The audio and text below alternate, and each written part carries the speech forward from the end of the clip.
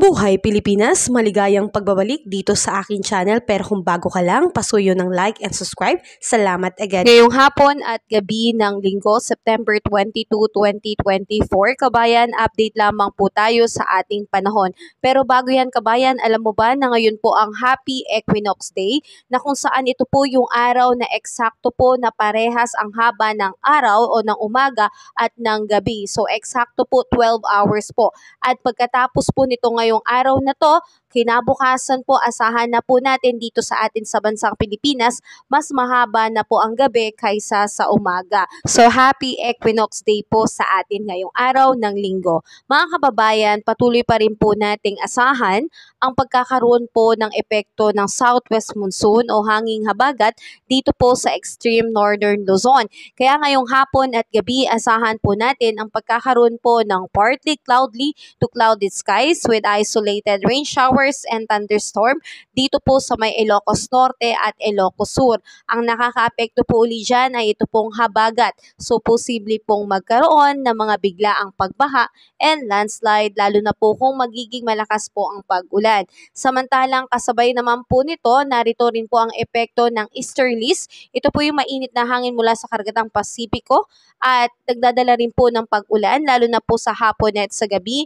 Dito po ay nakakaapekto sa may Eastern Visayas, Caraga at Davao Region. So asahan ang pagkakaroon po ng partly cloudy to cloudy skies with scattered rain shower and thunderstorm. So ingat tayo mga kabayan dahil nandyan pa rin po ang posibilidad ng pagkakaroon ng pagbaha and landslide. Samantalang apektado naman po ng mga localized thunderstorm, lalo na ngayong hapon at gabi dito po sa may Metro Manila and the rest of our country. Kaya asahan po natin na makulimlim na kalangitan ang ating aasahan at meron pong mga biglaang buhos ng ulan.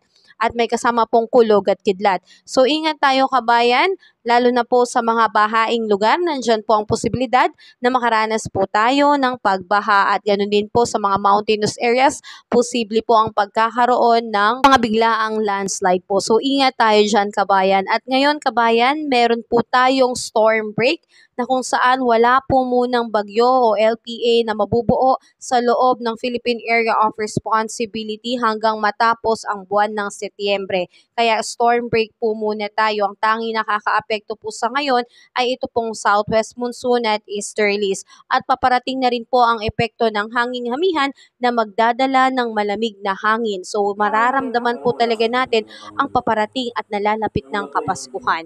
Samantalang kabayan, wag po nating kalimutan na ilang parte po sa ating bansa ngayon ang naapektuhan dulot nga nitong bagyong Helen na dati pong nasa atin pero ngayon ay nasa ibang bansa na po. Ito po ay particularly nasa Japan.